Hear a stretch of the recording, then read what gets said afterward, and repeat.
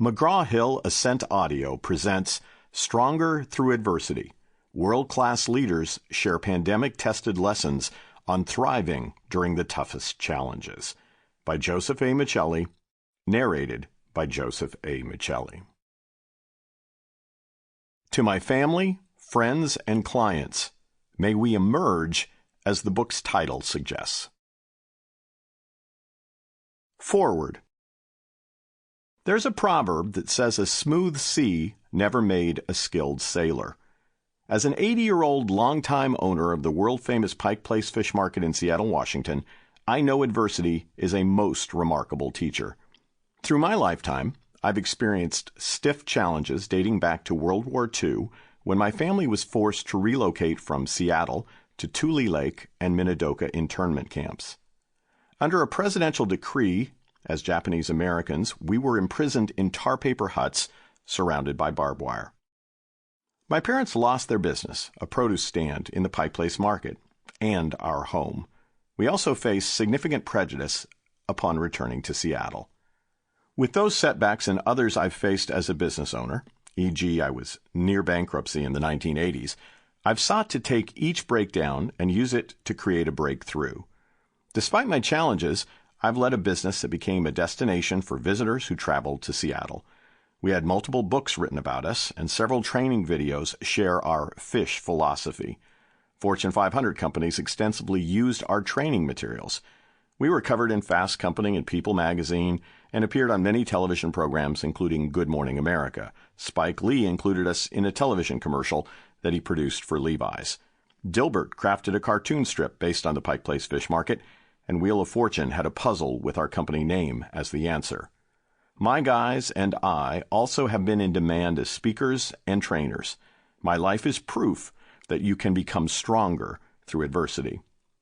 Not only have I been fortunate to grow through life's many setbacks, but I've also had the privilege of watching my business achieve unimaginable financial success and community impact. Most importantly, I was able to hand the Pike Place Fish Market over to a new generation of owners, all of whom grew up in the business as employees. I've also watched the remarkable growth and adaptability of those leaders as they faced the challenges of this pandemic.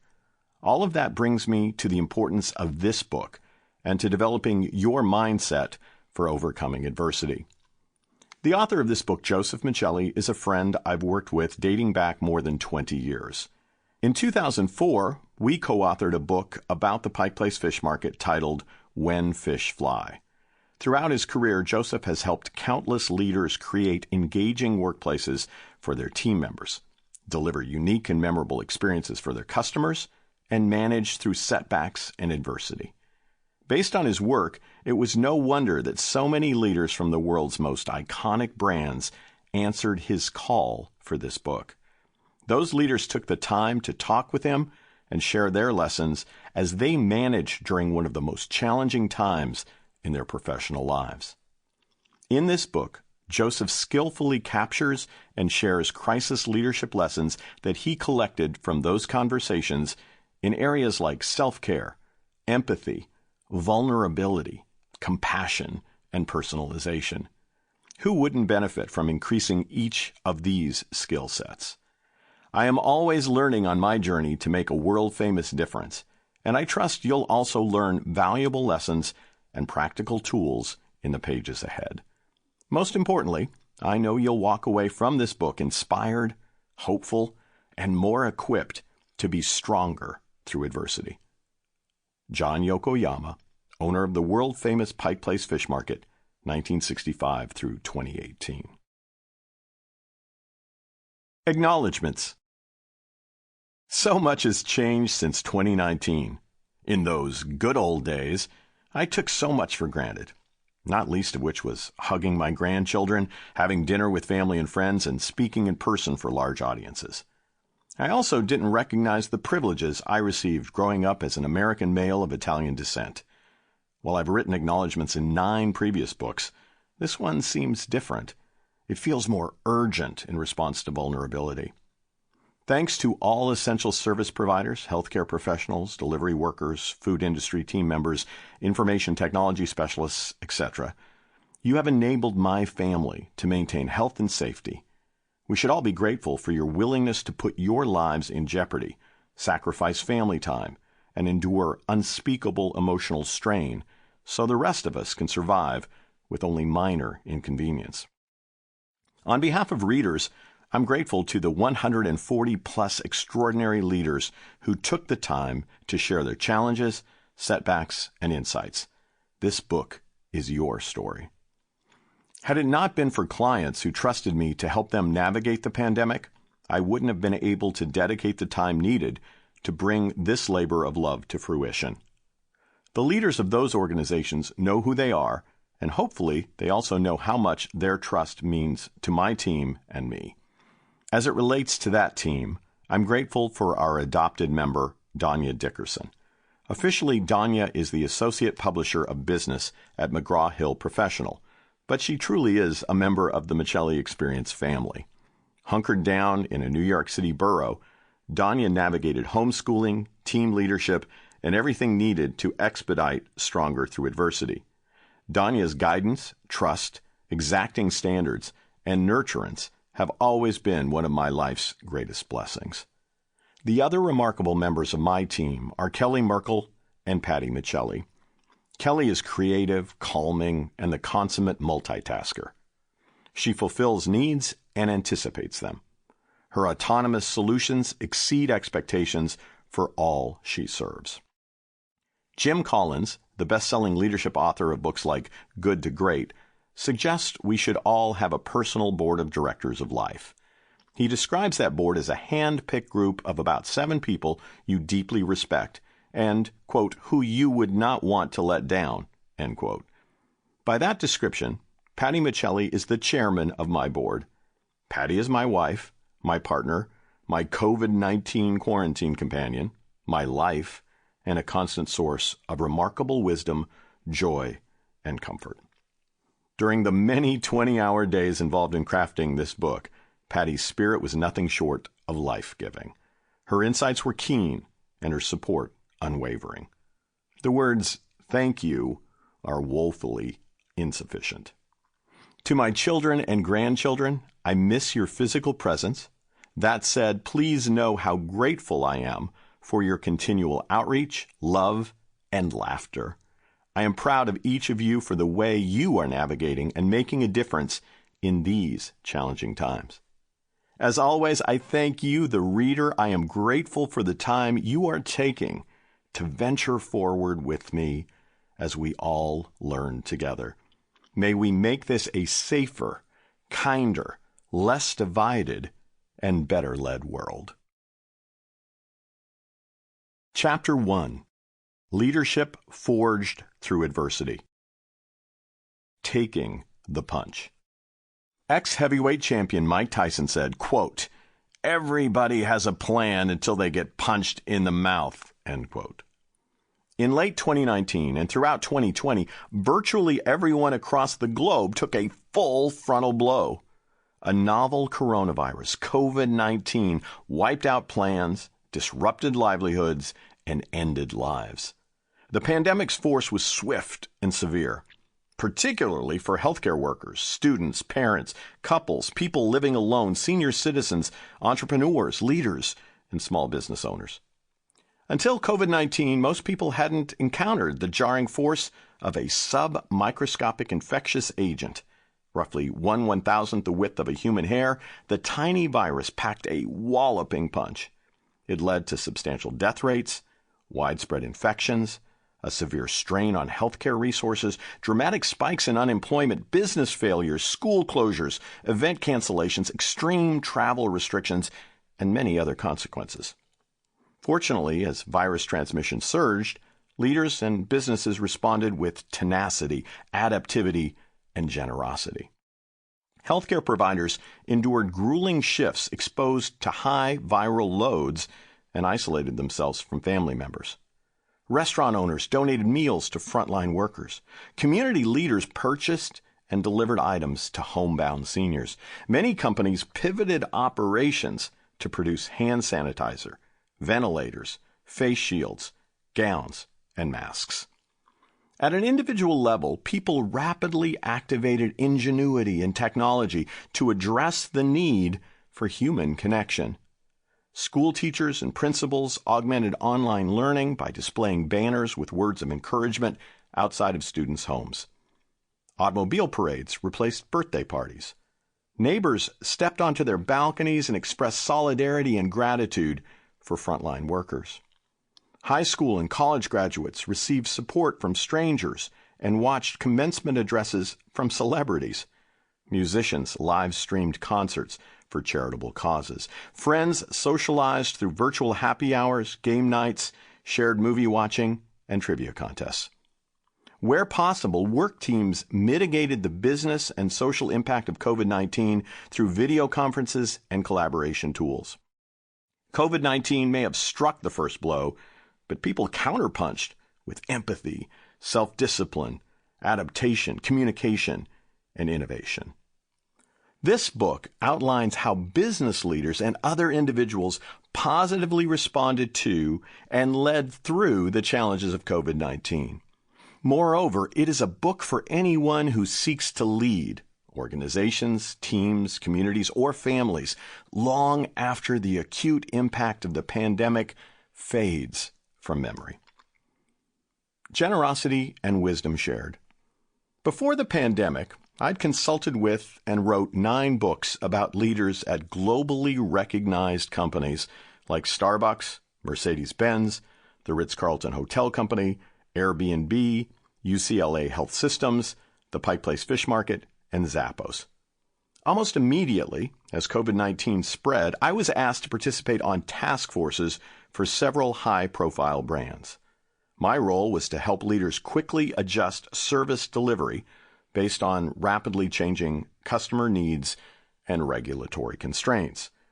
Throughout those experiences, I marveled at the compassion, grittiness, team alignment, and leadership wisdom on display. I also began to realize that many textbook leadership concepts were proving ineffective in the face of this pandemic, and that new approaches were driving success. For example, physical distancing and the need for rapid decisions, particularly at the outset of the pandemic, rendered participative management approaches impractical. The limitations of participative management were particularly evident when seeking consensus meant assembling all team members in a room to offer input or make decisions about workplace safety, methods of manufacturing, and work distributions. Conversely, command and control leadership tactics weren't particularly helpful if they prioritized performance over the feelings and innovative ideas of team members. The leaders I saw succeeding in response to COVID-19 were authentically leveraging their strengths while rapidly adapting to the changing needs of their people and organizations. This blend of authenticity and adaptability were consistent with qualities shared by transformational leaders like Mahatma Gandhi, Mother Teresa, Abraham Lincoln, Nelson Mandela, and Franklin Roosevelt, FDR. From the perspective of personality and leadership style, Mahatma Gandhi and President Roosevelt were vastly different. Gandhi leveraged his quiet, calm, and empowering approach to rally the liberation of India from British rule. FDR relied on his engaging yet extremely direct communication style to garner enthusiastic support during World War II. Gandhi led through silence. FDR led through dramatic oration. Yet both men led with an open mind and a strong sense of who they were. I asked former Campbell Soup CEO and past president of Nabisco, Douglas Conant, about leadership strengths shared by Gandhi, FDR, and those who led well during COVID-19. Conant, now the founder and CEO of Conant Leadership and the author of the book Blueprint, noted, quote, Professor Brené Brown has this powerful line. She says, you can either walk inside of your story and own it, or you can walk outside of your story and hustle for your worthiness every day. My language around this is that your life story is your leadership story. Gandhi's life story is what led him to lead his way, and FDR's life story shaped his leadership. Knowing who you are and leading congruent with your story and your values is the key to success in times of calm and, more importantly, in times of crisis. That awareness, however, is only part of being an effective leader, end quote. Whether it was the strife faced by Gandhi, the war challenges experienced by FDR, or the uncertainties of COVID-19, effective leaders adopt a growth mindset. I suspect an inquisitive mindset has led you to this book. Given the leadership extremes I observed during the pandemic, I felt an urgency to understand and capture insights and approaches that were having a transformational impact. As such, I started exploring how top leaders were not only leading with authenticity and adaptability during COVID-19, but how they were positioning their companies to succeed beyond the pandemic. I began reaching out to the most inspirational and effective leaders in my network. What started as in-person conversations quickly shifted to virtual discussions, most of which occurred via video conferencing. During those meetings, my colleagues shared what they were affirming or learning anew in the face of the pandemic. Those discussions included the specific actions each leader was taking to both endure current challenges and position their teams and organizations to be stronger beyond COVID-19. Early on, I expected to gain insights from 30 or 40 clients, possibly sharing their perspectives for a series of articles. However, the response for input was immediate and overwhelming. Not only did my clients engage the conversations, but they also introduced me to their colleagues.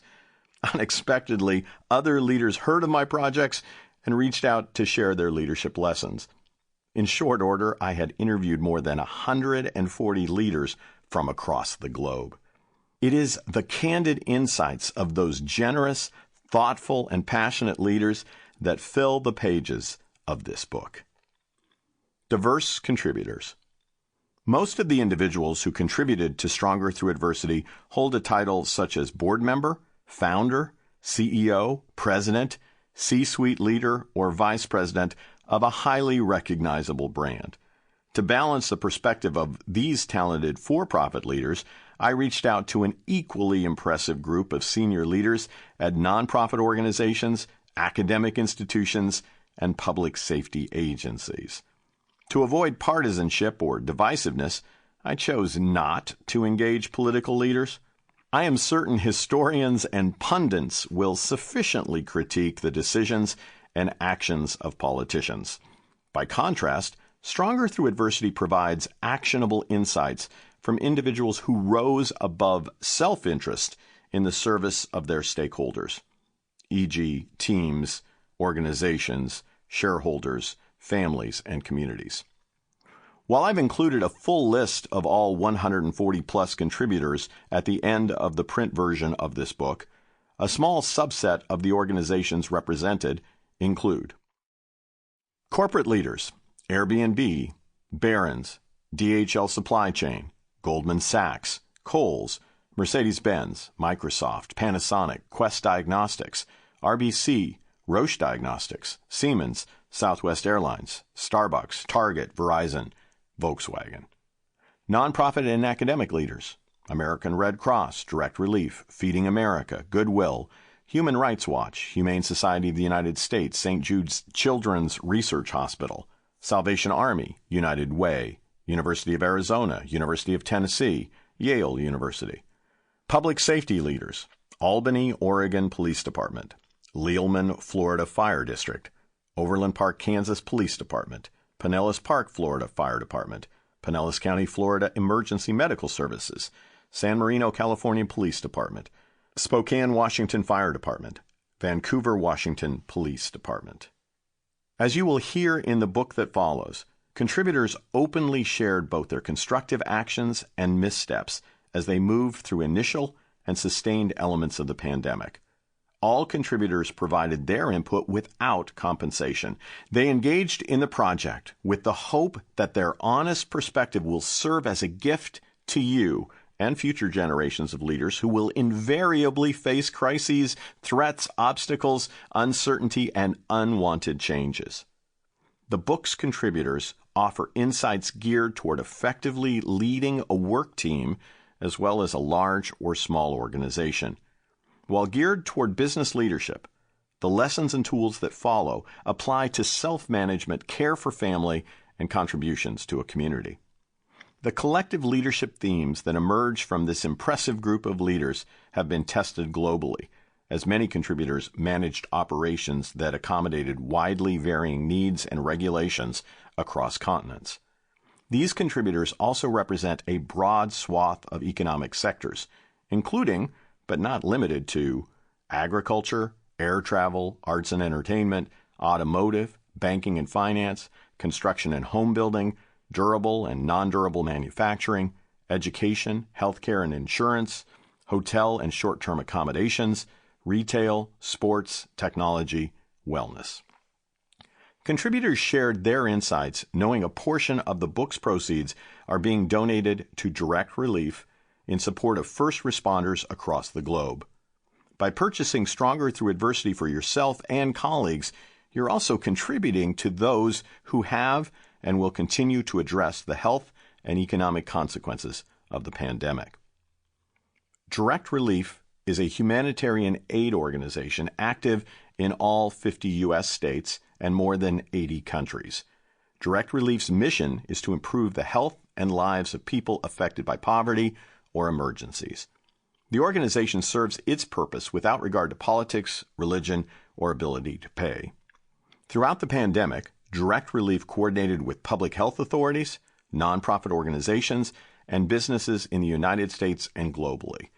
The nonprofit provided personal protective equipment and essential medical supplies to health workers. Direct Relief continues to tailor its assistance to the world's most at-risk and vulnerable populations. Shared challenges. Unlike prior crises, such as the global financial market crash in 1980 or the September 11, 2001 terrorist attacks in New York City and Washington, D.C., COVID-19's effects were universal. It was as if we were all in different boats facing the same storm. In a symbolic sense, gale force winds or swirling currents did not spare any individual, family, or business. Irrespective of our unique health, operational, economic, and emotional challenges, we all endured similar conditions.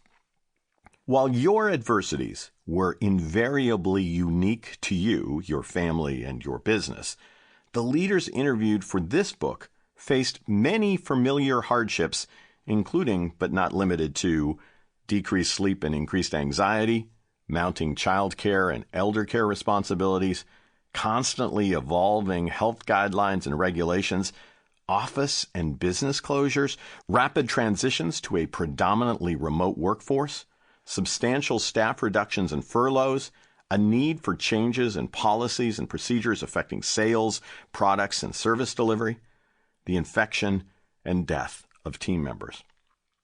Despite these challenges, the leaders I had the privilege of interviewing sought consistently to be stronger through adversity. When I spoke with Lior Arusi, a consultant with whom I'd worked as part of customer experience transformation at Mercedes-Benz USA, he shared his perspective on facing COVID-19.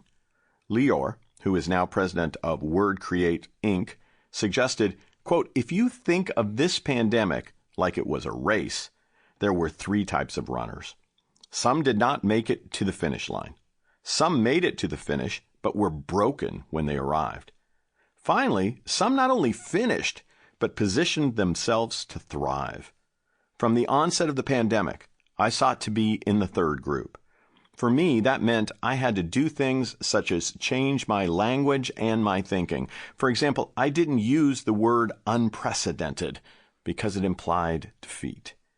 Hurricane Katrina was unprecedented, and terrorist attacks on 9/11 were unprecedented. Every new event could be described as unprecedented since its unique elements never merged before. I wanted this challenge to be an opportunity to become stronger and more resilient, so I chose language and actions that wouldn't lead to paralysis." End quote. To Lior's point concerning the word unprecedented, most of us have not faced health or economic disruptions of this magnitude. People and businesses have, however, bounced back from pandemics and high levels of unemployment throughout history. For example, the bubonic plague killed more than 200 million people. Smallpox and the Spanish flu shortened the lives of 56 million and 40 million people, respectively. HIV/AIDS killed more than 30 million in recent history. Despite those devastating diseases, humanity and businesses rebounded. Similarly, Franklin Roosevelt faced 25% unemployment when he became president in 1931. Rather than decrying a lack of precedent, this is an optimal time to look for leadership tools that enable us to mount an unprecedented recovery and sustained success. This book offers practical leadership tools needed to not only weather the health and economic effects of a pandemic, but also to thrive in all storms, large and small. Universal themes, examples, and call to action. The chapters that follow highlight 20 lessons on how to prevail through challenges and setbacks. All teachable lessons come to life through leadership stories of those interviewed for the book. Their examples demonstrate how leaders navigated the ongoing impacts of COVID-19, and in some cases, the social unrest that followed from the murder of George Floyd. In each chapter, you will hear how leaders positioned themselves and their organizations for success in a post-coronavirus world. Each chapter reflects the candid introspection of contributors and offers their insights on teachable lessons born from their accomplishments and missteps. Throughout the book, you'll find spotlighted quotes referred to as a breadth of insight, chapter summaries referred to as a resilience recap, and a closing call to action section titled Your Strength Plan. That planning section poses questions for self-reflection and discussion with colleagues. It also provides an opportunity for you to apply lessons you are learning in the context of your leadership skills, your family, and your business. Each chapter covers an independent content area. In the final chapter, you'll have the opportunity to continue to grow, develop, and share the insights you gained from this book. Seeds for a Stronger Future. Author Napoleon Hill once observed that, quote, every adversity, every failure, every heartache carries with it the seed of an equal or greater benefit, end quote. COVID-19 led to widespread adversities like the death of a family member, a layoff, the loss of one's business, protracted anxiety, debilitating depression, and immobilization. It also carried the seeds for an equal or greater benefit. Leaders like Edward Mady, a past recipient of Hotels Hotelier of the World Award and regional director and general manager of the Beverly Hills Hotel, notes, quote, crisis is humbling. It can help us realize that there is so much that needs to be done, and that no one has all the answers. It can help us value the importance of collaboration to achieve greatness. Adversity can foster an appreciation of the importance of serving first and worrying about what's in it for me later. It can also help us embrace change, partly because we lose the choice not to change. For me, a crisis is not only a test of leadership, but a catalyst for personal and organizational growth. While I would not wish a pandemic or other adversity on anyone, I view it as a time for community and leadership growth, end quote. No matter the adversity or heartache you faced during COVID-19 or any future challenge, this book is structured to be a catalyst for you to grow your self, team, business culture, leadership communication, ability to collaborate to solve significant problems, innovation, ingenuity, resilience. One of the transformational leaders I referenced early in the chapter, Mahatma Gandhi, put it this way, quote, strength does not come from winning. Your struggles develop your strength. When you go through hardships and decide not to surrender, that is strength, end quote. It's time to dive in, learn from hardships, refuse to surrender, and be inspired by insights and tools to help you be stronger through adversity. Part 1. Set the foundation. A house built on granite and strong foundations. Sample complete. Ready to continue?